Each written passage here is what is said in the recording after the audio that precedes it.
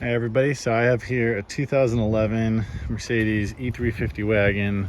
This is the w212 model, the kind of serial number. And there's one thing that has always bugged the absolute crap out of me, which is when you go to put the rear seat down, I'm not gonna do it right now, but when you go to put the rear seat down, it moves the front seat forwards, which is fine, a convenience, get it out of the way. The driver's side does this, but the passenger side decides that once this seat is in the down position, that seat will not recline at all past this point, which is near vertical. I'm 6'1", I cannot sit at all.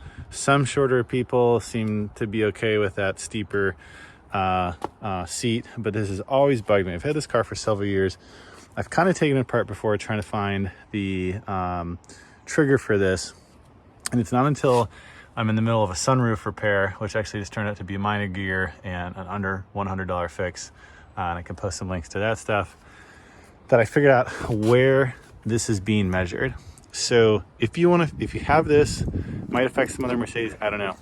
If you have this and want to fix it, you have to take all of your side trim off. You peel this back.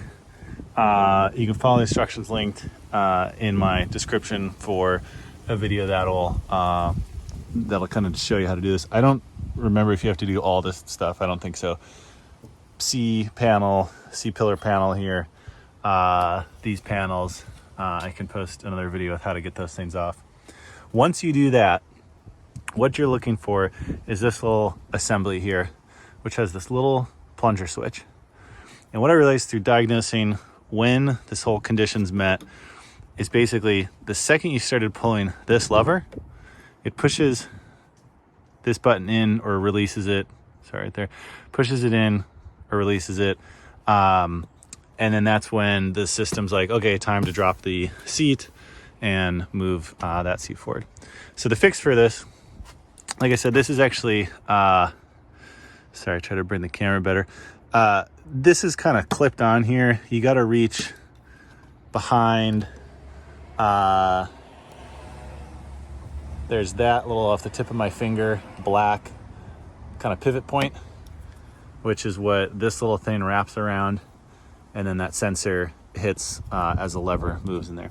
So you got to kind of thread that, or just use a screwdriver, kind of pry that off. It's very light, be very gentle.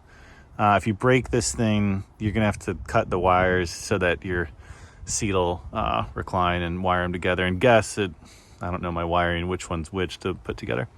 So the fix is I'm going to basically just put some kind of little piece of material over this button so it's in the depressed position, and then basically just tape it shut. And I'm just going to leave this in a place that's kind of accessible, so I don't have to take everything out. But you do have to take all these trim pieces out. This right here is the big corner trim piece. You do have to take all that out to get at that. This has bugged me for years. Feeling great that I actually figured out what it's doing. And now finally, when we're going on lawn or coming back from lawn road trips, especially if we pick up another person along the way at the ski hill, we can, drop this seat, throw everybody's gear in the back, and keep it down.